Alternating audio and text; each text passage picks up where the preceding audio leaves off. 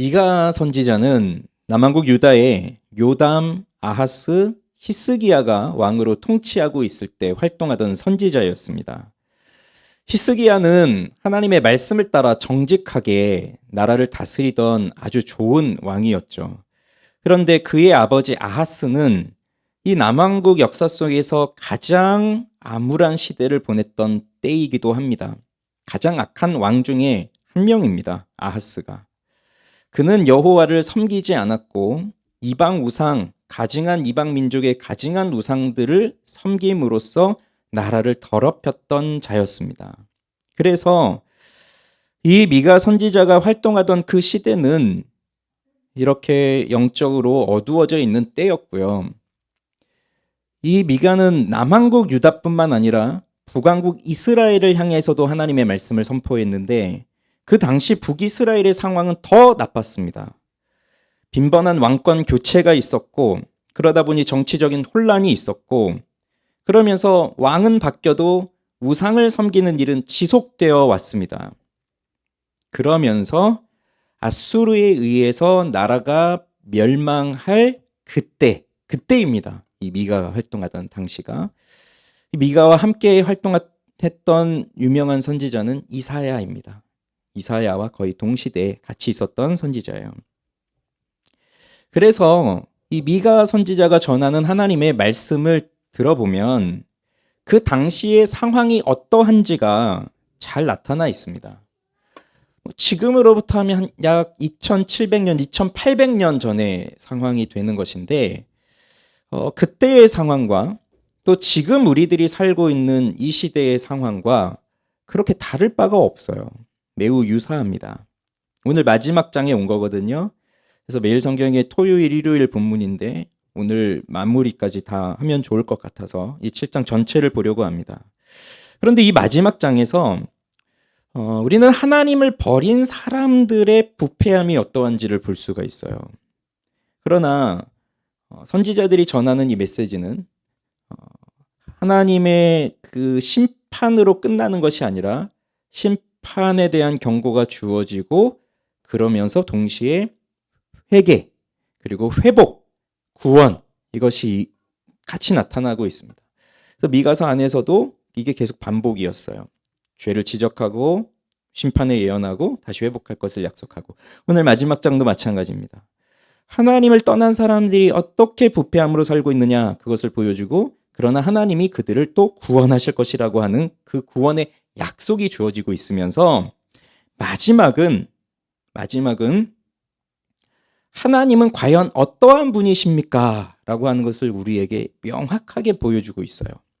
이 미가라고 하는 이름은요. 미카 예후를 줄임말인데 그래서 이 미가 선지자, 이 미가의 이름 뜻은 여호와와 같은 자가 누구인가? 라고 하는 뜻을 가진 이름입니다. 여호와 같은 자가 누구입니까? 이게 오늘 마지막 부분에 나와요. 이 내용이. 그래서 하나님은 바로 이런 분이십니다 하는 것을 보여주면서 마칩니다. 자, 그러면 우선 첫 번째로 볼 것이 하나님을 떠난 사람들의 부패함, 즉 의인이 없어 망하는 세상의 모습을 보여주고 있어요. 자, 1절부터 6절 읽어봅시다. 시작. 재앙이로다 나여 나는 여름 과일을 딴 후와 포도를 거둔 후 같아서 먹을 포도송이가 없으며 내 마음에 사모하는 처음 익은 무화과가 없도다. 경건한 자가 세상에서 끊어졌고 정직한 자가 사람들 가운데 없도다. 무리가 다 피를 흘리려고 매복하며 각기 극물로 형제를 잡으려 하고 두 손으로 악을 부지런히 행하는도다.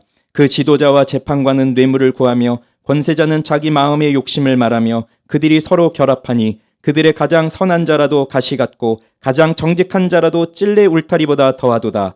그들의 파수꾼들의 날 곧 그들 가운데 형벌의 날이 임하였으니 이제는 그들이 요란하리로다. 너희는 이웃을 믿지 말며 친구를 의지하지 말며 내 품에 누운 여인에게라도 내 입의 문을 지킬지어다. 아들이 아버지를 멸시하며 딸이 어머니를 대적하며 며느리가 시어머니를 대적하리니 사람의 원수가 곧 자기의 집안 사람이리로다. 자, 이 당시의 시대 상황을 보여주고 있는 말입니다. 재앙이라고 합니다. 여름 과일 딴 후, 포도를 거둔 후 포도송이가 없다. 처음 익은 무화과 열매도 없다. 그러니 지금 내가 처하여 있는 상황은 아무것도 없는 그러한 상황입니다. 비참한 상황이죠. 자, 이런 상황을 무엇을 나타내 주느냐? 단순히 먹는 것이 없다 그것이 아니라 뒤에 보면 2절에 보면 경건한 자가 없습니다. 정직한 자가 없습니다. 그걸 말해주고 있습니다.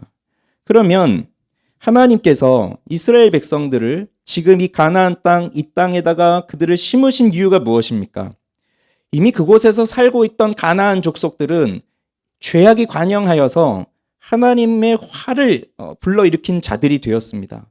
그래서 하나님은 그들을 멸하시고 쫓아내시고 그 땅에 하나님이 택하신 이스라엘 백성들을 심으시는 것인데, 그러면 그들은 은혜로 그 땅에 들어간 것이지만 하나님이 그냥 보내신 것이 아니라 하나님께서 그들을 통해 받고자 하시는 열매가 있었습니다. 그러니 소출을 내야 되는 것이죠. 무엇을 내어야 하느냐? 하나님께 어떠한 열매를 내어드려야 하느냐? 바로 경건, 정직, 의로움, 공평, 이런 것입니다. 그런데 이스라엘 백성들이 하나님께 드릴 열매가 하나도 없는 것이에요. 이들이 다 하나님을 버렸습니다. 하나님을 경외하지를 않습니다. 그러니 다 정직하지 않아요. 오늘 새벽에 보았듯이 거짓을 일삼는 삶을 산 겁니다. 저울을 속여서 팔고, 에바, 우리로 치면 뭐 되라고 해야 될까요? 쌀을 팔 때 이런 바가지 퍼서 하는 그런 도량이 딱 양이 정해져 있는 그런 바가지 같은 거, 그걸 다 속여서 팔고 있는 그런 모습이었습니다. 이건 부자나 가난한 자나 상관없이 모든 사람들이 다 그렇게 거짓에 빠져서 살고 있었습니다. 권력자나 일반 백성들이나 모두가 다 죄에 빠져서 살아가고 있었던 그러한 시대였습니다. 그러니 둘러보아도 하나님을 경외하는 사람들이 없어요. 근데 이 사회가 어떤 사회입니까? 그냥 하나님을 전혀 알지 못하는 이방인들이 모여서 사는 사회가 아니라 하나님의 부름을 받은, 선택받은 이스라엘 백성들이 살고 있는 사회라는 거예요. 중요한 점은. 그러면 그들 머릿속에 하나님이 있을까요, 없을까요? 있죠, 하나님이. 아마 그들 뼛속까지 하나님이 있을 거예요. 그러면서 하나님을 섬긴다, 하나님의 율법을 지킨다, 하나님께 제사를 드린다라고 하지만 하나님이 보실 때에는 그들에게는 하나님이 없는, 경외하는 것이 없어요. 그들의 삶에서 하나님을 경외하는 모습이 전혀 나오지 않아요. 그래서 이 시가 생각이 납니다. 시편 14편. 같이 한번 읽어보죠. 어리석은 자는 그의 마음에 이르기를 하나님이 없다 하는도다. 그들은 부패하고 그 행실이 가증하니 선을 행하는 자가 없도다. 여호와께서 하늘에서 인생을 굽어 살피사 지각이 있어 하나님을 찾는 자가 있는가 보려 하신즉 다 치우쳐 함께 더러운 자가 되고 선을 행하는 자가 없으니 하나도 없도다. 죄악을 행하는 자는 다 무지하냐. 그들이 떡 먹듯이 내 백성을 먹으면서 여호와를 부르지 아니하는도다. 이 시편 14편은 다윗의 시입니다. 그러니 여기 나오는 이 시에 등장하는 사람들은 다윗 시대에 살고 있던 이스라엘 백성들이에요. 그런데 그들은 어리석은 자들이라고 나오고 있습니다. 어리석은 자들. 왜 어리석냐? 마음에 하나님이 없다라고 생각하기 때문이에요. 그런데 이것이 참으로 이상합니다. 하나님을 섬기는 민족, 하나님께 끊임없이 예배하는 민족인데 그들의 마음속에 하나님이 없다, 하나님이 계시지 않는다, 이런 생각을 가지고 살고 있다는 것입니다. 그렇게 되니까 하나님을 찾지를 않아요. 근데 이들은 찾았다고 하겠죠. 하나님을 예배했다고 하겠죠. 그러나 하나님이 보실 때는 찾지 않아요. 아무도. 그러니 이렇게 보면 하나님의 존재를 인정하는 유실론자들인데 실상을 보면 무실론자예요. 이런 사람들을 우리는 실천적 무실론자들이라고 합니다. 자기의 사상과 철학 속에서 신이 없다라고 하는, 그러니까 신의 존재 자체를 부정하는 무신론자도 있겠지만 이런 사람들은 유신론자라고 하지만 실제적으로는 무신론을 섬기는 자들이에요. 이 실천적 무신론자라고 하는데 이 당시 이스라엘 사람들의 모습이라는 거예요. 충격적이죠. 다윗이 저 멀리 저 이방 땅에 있는 그런 사람들을 보면서 하나님이 없구나, 하나님이 없구나, 그게 아니라 함께 살고 있는 내 옆에 우리 같은 민족, 같은 형제들, 그들의 속을 보니 하나님이 없다라고 생각하면서 살고 있다는 겁니다. 그래서 이 실천적 무신론자들은 하나님의 존재는 인정하지만, 그래서 하나님이 주시는 것들에 대해서는 관심이 많지만, 그러나 하나님 자체에는 관심이 없어요. 그들은 하나님의 말씀인 성경을 읽지 않습니다. 그리고 하나님 앞에 기도하지 않습니다. 그리고 하나님의 심판에 대해서도 받아들이지 않습니다. 내세의 삶에 대해서도 믿지 않습니다. 그냥 하나님은 계시구나, 하나님 우리에게 좋은 걸 주시는구나, 이 정도 생각할 뿐이지, 하나님의 말씀을 날마다 읽으면서 그 말씀에 나를 비추어 보고 나를 보면서 하나님 앞에 나를 깨뜨리고 회개하고 그렇게 나아가는 삶이 없어요. 기도하는 모습이 없어요. 나와서 예배는 드릴 수 있어요. 나와서 제사는 드릴 수 있어요. 번제는 드릴 수 있어요. 아침에 받듯이 1년 된 송아지 한 마리 드릴 수 있고 천천의 순양과 만만의 기름을 바칠 수도 있어요. 그러나 이렇게 하나님을 섬기지 않는 사람들이라는 거예요. 오늘 우리들이 살아가는 시대가 그렇지 않습니까? 오늘. 자, 한번 주변을 둘러보십시오. 경건한 자가 얼마나 있어 보이나요? 정직한 자는 얼마나 있어 보이나요? 세상에서 살아가는 사람들의 모습을 보면서 정직한 사람, 하나님을 경외하는 사람, 경건하게 사는 사람 보이지가 않습니다. 다 하나님을 떠났어요. 그렇게 되니까 세상이 어떤 모습이에요? 여기 나오죠. 무리가 다 피를 흘리려고 각기 매복하고 있다. 딱 숨어가지고 자기 형제를 그물로 잡아서 그들을 죽이려고 하는 그런 모습으로 살아가고 있는 세상이 된 거예요. 오늘 우리들의 시대가 그래요. 근데 이게 우리 시대만이 아니라 이미 2000년, 3000년 전에도 이런 시대로 살아가고 있었던 겁니다. 인간들이. 그 다음에 이렇게 말하고 있잖아요. 두 손으로는 악을 행하는데 부지런히 행한다. 우리가 경건한 삶을 살고 하나님을 경외하고 하는 것에는 그렇게 부지런하지 않아요. 게을러요. 그런데 내가 죄를 짓는 일은 엄청 부지런해요. 한 손으로 하는 것도 아니고 양손을 다 써가면서 매우 부지런하게 활동하죠. 그러면서 지도자들이나 재판관들이나 권력 있는 사람들이나 그 다음에 그들의 지배를 받는 사람들이나 다 뇌물을 구하고 욕심을 구하고 뇌물을 주고 받고 그러면서 자기의 뜻을 이루려고 하고 욕심을 부리고 그러면서 살아가고 있습니다. 그래서 이렇게 말합니다. 그래도 둘러보니까 그래도 좀 정직한 사람이 있네요. 그래도 좀 선한 사람이 있네요. 있는데 그런데 그들도 뭐라고 해요? 가장 선한 자도 가시 같다. 가장 정직해 보이는 자도 찔레 울타리 같다. 찌르는 사람들입니다. 그거 아시죠? 우리가 같이 이렇게 만나도 둥글둥글하게 같이 포용하고 사랑하고 용납하고 그런 게 아니라 가시가 돋친 사람들이어가지고 그 말이든 행동이든 그걸로 사람들을 자꾸 찔러대는 지금 그런 모습이에요. 다 공동체. 지금 이 이스라엘 공동체에 있는 사람들이 다 그런 모습으로 살고 있는 거예요. 가시가 되어서. 그리고 어떻게든 내 형제를 잡으려고 그물을 치고 이러고 있는 겁니다. 그런 사람들 틈에서 살아가고 있는 거예요. 그래서 시편 14편 여기서 4절에 보니까요. 이렇게 나오잖아요. 그들이 떡 먹듯이 내 백성을 먹으면서.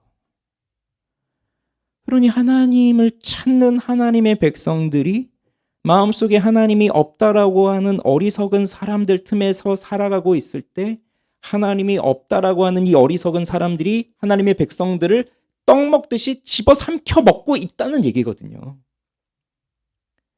그러니 하나님 없는 사람들은 다수고 하나님을 섬기는 자들은 소수인데 그렇게 그들에 의해서 핍박을 당하고 억압을 받고 사는데 그들의 영향을 받을 수밖에 없어요. 그러면서 점차 경건과 경외와 신앙과 이런 것들을 잃어버리는 거죠. 영향을 받을 수밖에 없습니다. 그런데 그리스도인의 존재의 목적은 이 세상에서 그리스도의 향기를 드러내며 살도록 부름을 받은 존재이거든요. 그래서 하나님의 백성들은 그냥 내가 이 땅에 살아있는 것만으로도 그리스도의 존재를 드러낼 수 있는 사람이어야 돼요. 내가 살아서 숨쉬고 있는 것만으로도 하나님이 살아계시다라는 것을 보여줄 수 있는 사람이어야 한다는 거예요. 그게 존재의 목적입니다. 그래서 내가 지금 살아있는 것으로 하나님을 나타내고 내가 살아가는 삶의 방식으로 하나님을 나타내는 거예요. 근데 이건 단순히 말로 할 수 있는 게 아니라 삶의 방식으로 나와야 되는 겁니다. 그게 오늘 6장에서 봤던 거죠.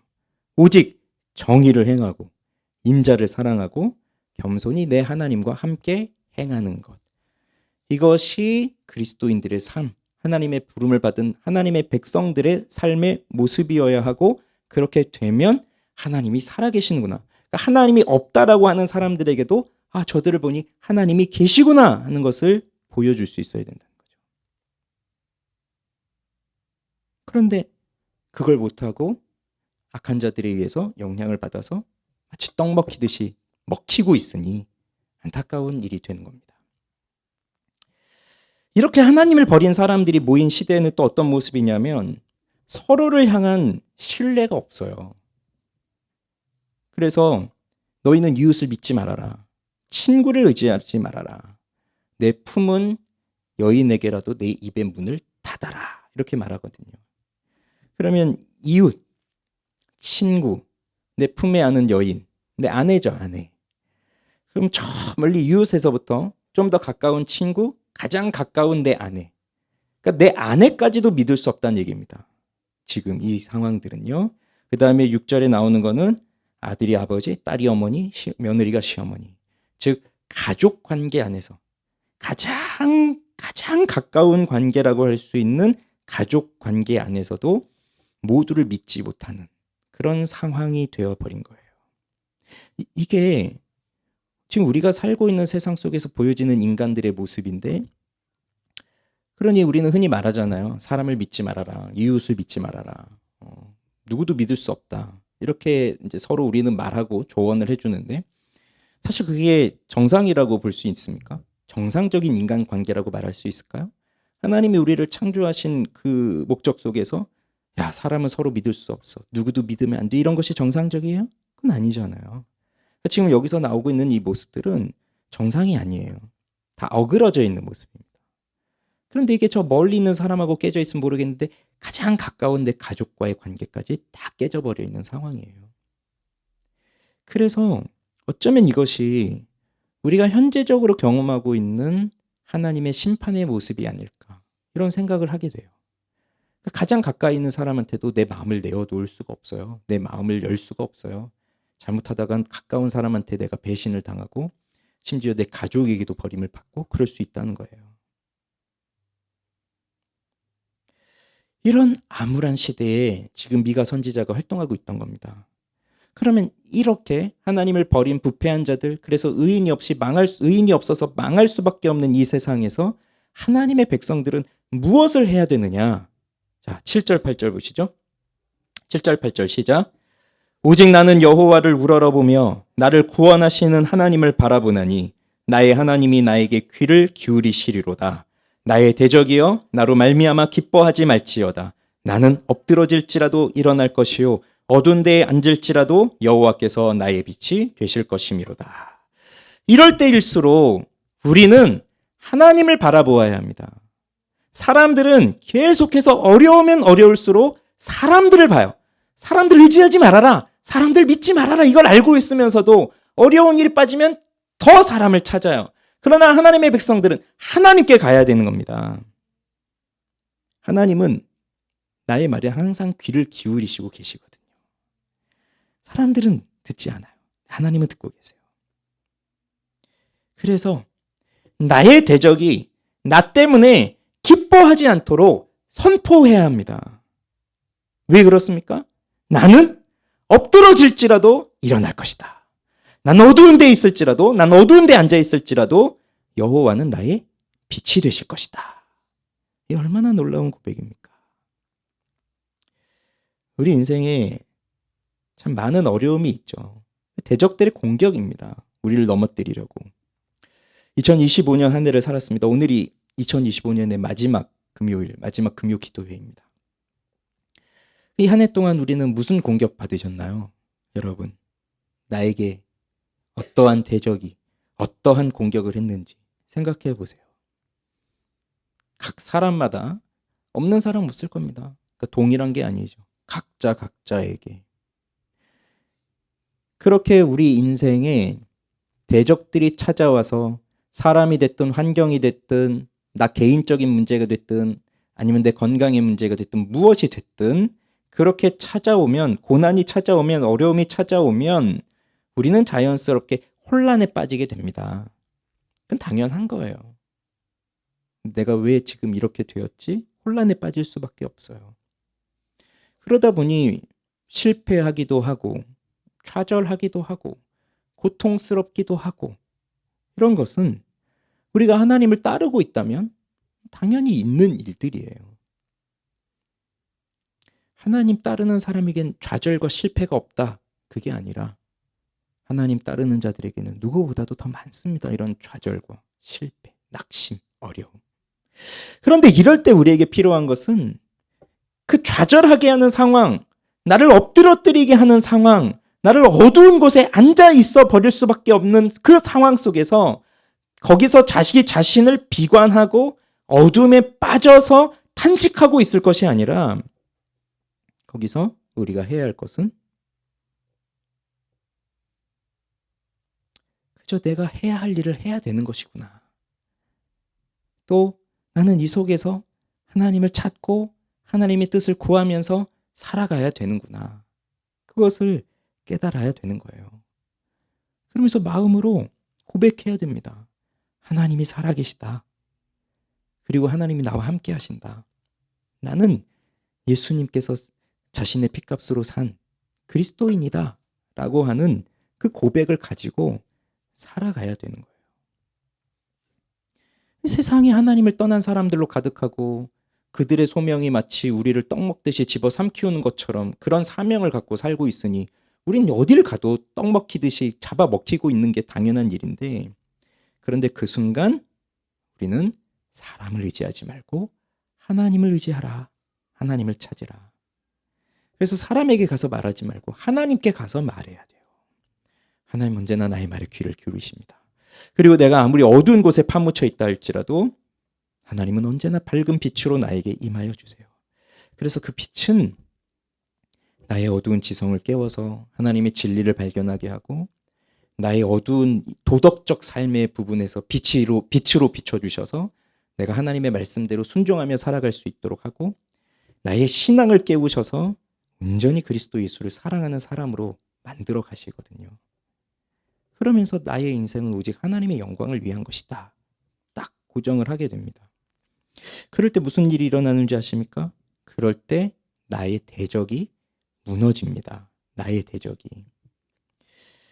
근데 이 나의 대적이 10절에 보면 이렇게 말하는 사람들이었어요. 내 하나님이 어디 있느냐. 마음속에 하나님이 없다라고 생각하는 사람들은 하나님을 섬기면서 산다고 하는 우리를 향해서 야, 네 하나님 어디 있냐? 보여줘봐라. 하나님이 계시다면 너를 이렇게 두시겠니? 항상 이런 식으로 우리를 조롱하는 자들이란 말입니다. 그런데 내가 하나님 앞에 나아가 하나님께 은혜를 구하고 기도하고 하나님께서 나에게 빛을 비추어 주실 때, 그렇게 나를 일으켜 세워 주실 때 그들이 엎드려집니다. 나는 일어나고 그들이 넘어지는 거예요. 그러면서 그들이 진흙 밟히듯이 그렇게 밟혀버릴 거라고 하는 것입니다.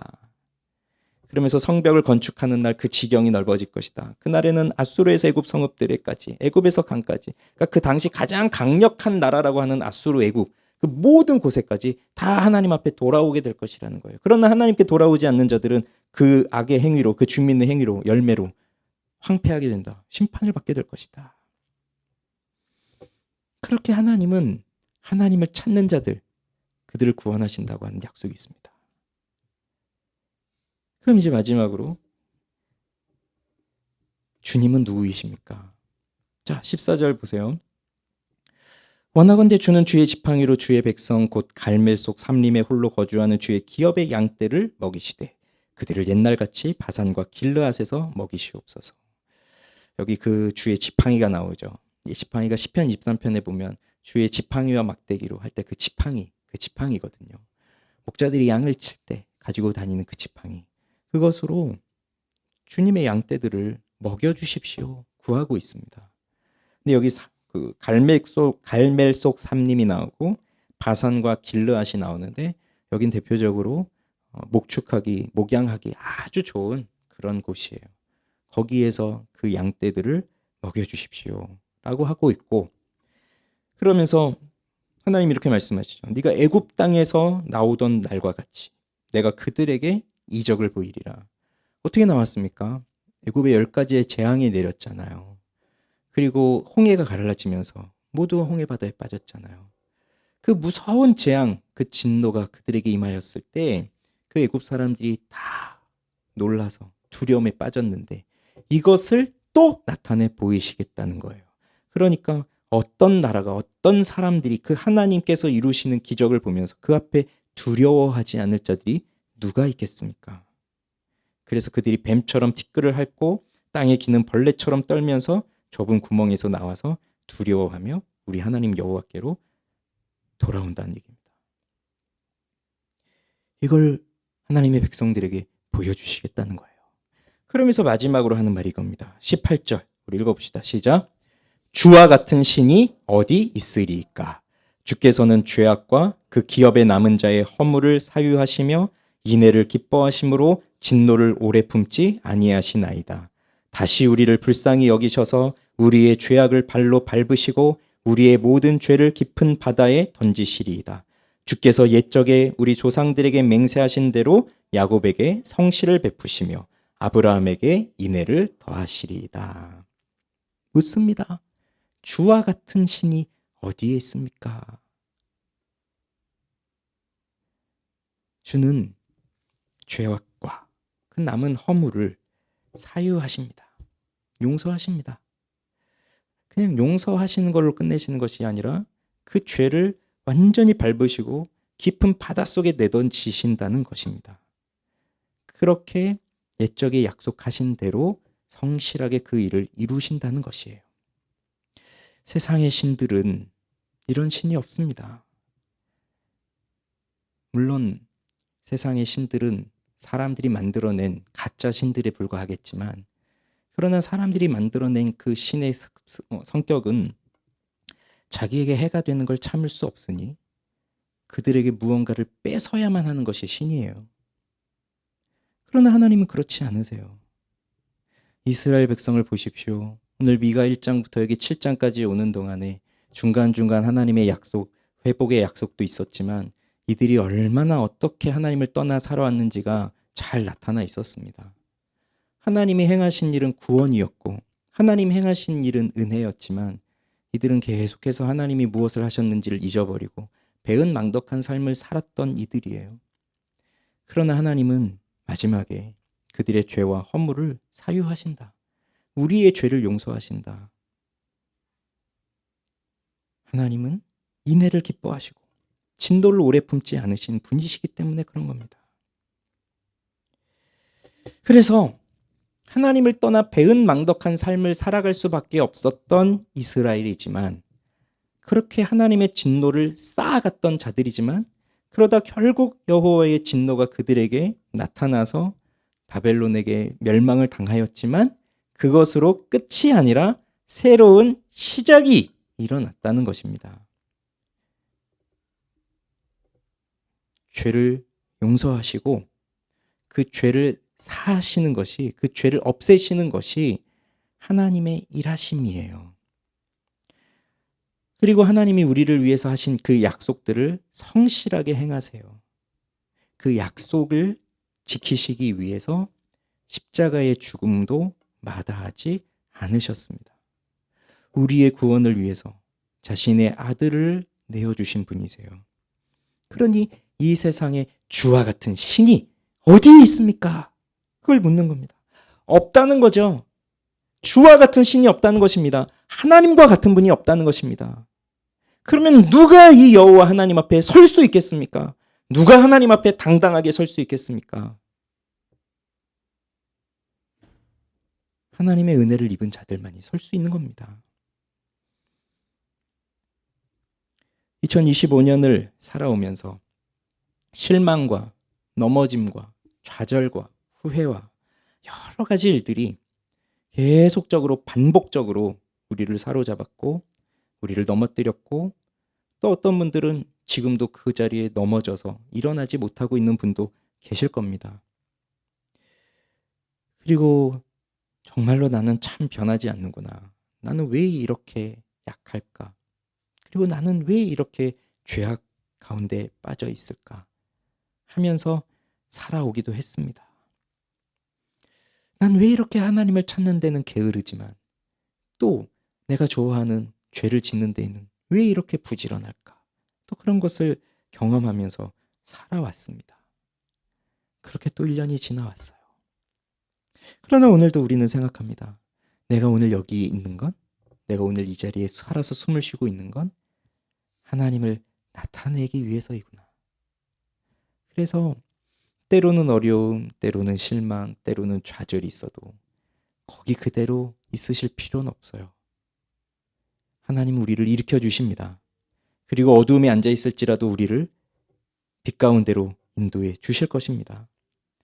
그래서 2025년 한 해도 하나님이 주신 은혜 가운데 살아왔고요. 오늘 더더욱 우리는 그 은혜를 사모하면서 다가올 새해를 바라보면서 또 살아갑니다. 실망하고 낙심하고 어려운 일들이 참 많이 있었지만 그리고 앞으로도 그 일들은 계속 있을 것이며 오늘 나를 넘어뜨린 일은 새해가 되어도 또 나를 넘어뜨릴 것이지만 그러나 우리는 하나님을 의지하며 일어서야 합니다. 그래서 오늘 이 선지자가 말하는 것처럼 나는 엎드러질지라도 일어날 것이고 어두운 데에 앉을지라도 여호와께서 나의 빛이 되어 주실 것입니다. 라고 고백하는 우리 모두가 되어야 하죠. 좋으신 하나님 앞에 우리 가까이 더 나아가고 싶지 않으십니까? 그러니 내년에는 하나님께 더 가까이 나아오세요. 우리 주님을 더 깊이 신뢰하며 살아갑시다. 그리고 우리가 여기 이 자리에 모였는데 서로를 신뢰할 수 없고 서로를 헐뜯고 가시처럼 찔러대고 하는 그게 우리 부패한 본성이긴 하지만 그런데 우리가 예수 안에서 한 자리에 모이게 되었으니 우리 한 사람 한 사람들이 다 하나님의 불쌍히 여김을 받는 사람들이에요. 내가 가시가 돋쳐있기 때문에 하나님 나를 불쌍히 여기신다고요. 내가 나를 생각할 때 얼마나 연민이 있습니까? 자기 연민이. 야, 난 왜 이거밖에 안 될까? 그러나 내 옆에 있는 분들을 보실 때 그들도 하나님은 그렇게 불쌍히 여기는 분들이에요. 우리가 여기서 서로 신뢰하지 못하는, 서로 찌르는, 금을 쳐놓고 매복하고 있는 그런 사람의 관계로 여기서도 있을 수 없잖아요. 그러니 우리는 더 사랑하고 더 섬기고 더 신뢰하고 설령 내가 찔린다 하더라도 또 품고 그러면서 우리 하나님께 더 가까이 나아갈 수 있으면 좋겠습니다. 이 우리의 모습, 우리 교회, 우리 공동체가 되기를 바라요. 그렇게 하나님 앞에 나아갈 때 주님은 우리를 일으켜 주실 것입니다. 믿음으로 우리 주 그리스도께로 우리 나아가시죠. 우리 함께 고백합니다. 예수의 이름으로 나는 일어서리라.